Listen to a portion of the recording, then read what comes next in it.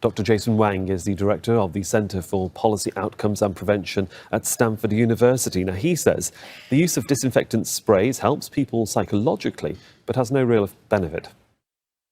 I think a massive spread of benzalkonium chloride probably would cause more harm than good to the population. One of the things that we know about this chemical is that it gets to the skin, so it could cause skin irritations. It gets to the lungs, so it could slow down the ciliary motions in the lungs, and it could, in some cases, lead to asthma. And some of the cases also show that it could affect the eyes. And so I think it's probably more psychological than actual benefit.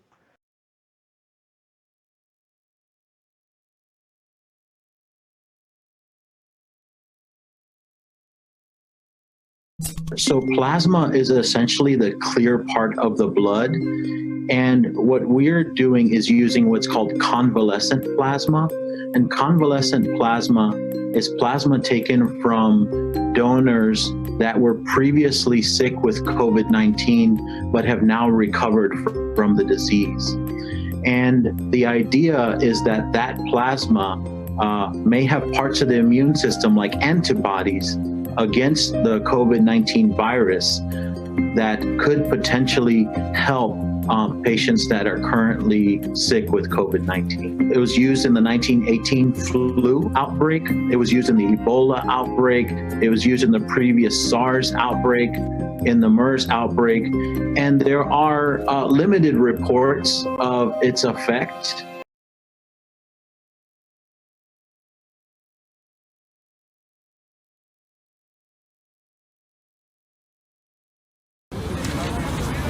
Mexican health authorities are warning the country's health system could become overwhelmed by the spread of COVID-19.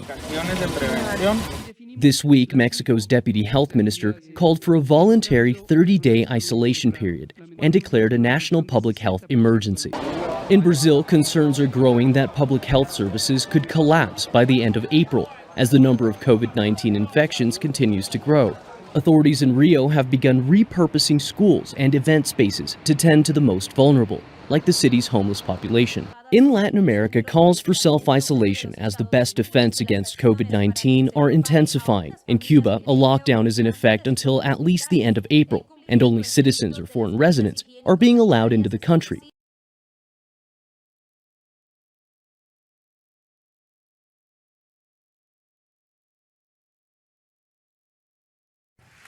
There is no other law than the Constitution of the United States of America.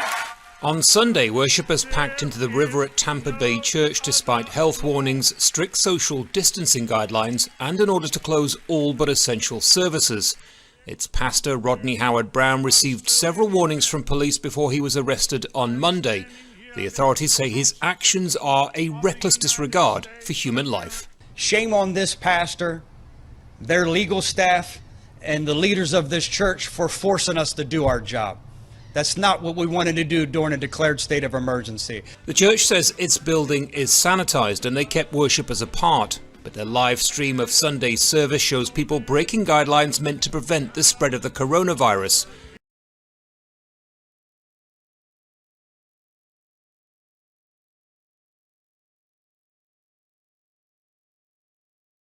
The human cost of the virus in Spain shows no sign of abating. It's once again registered its highest daily fatality figures. 864 patients have died in 24 hours. More than 9,000 people have now died in Spain since the pandemic began, second only to Italy. The country's now recorded more than 100,000 cases in total.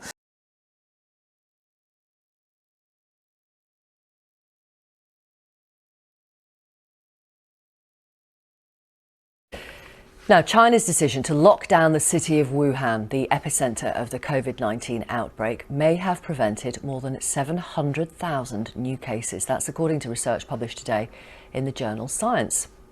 Restrictions in China are being eased, although international visitors are currently banned from entering the country.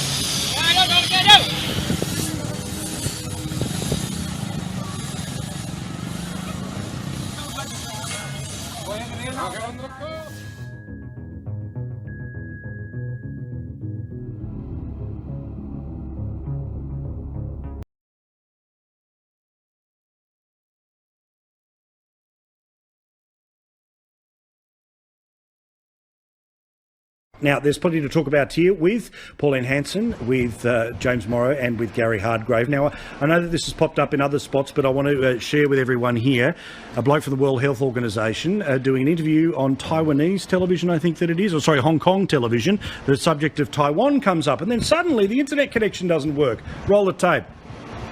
Would the WHO consider Taiwan's membership?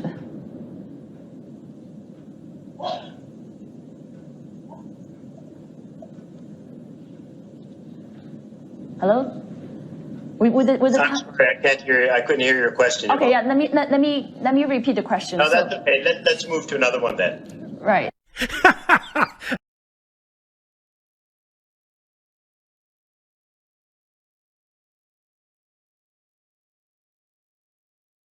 The ozone layer of our planet is now healing. The ozone layer helps in absorbing the harmful ultraviolet rays of the sun, which are harmful for human beings. Over the last few years, the layer had deteriorated tremendously. The depletion of the ozone layer is caused mainly by greenhouse gases like carbon dioxide and methane. Another group of greenhouse gases includes the chlorofluorocarbons that are used in aerosols, such as hairsprays, cans, fridges, and for making foam plastic. The largest ozone hole is above Antarctica.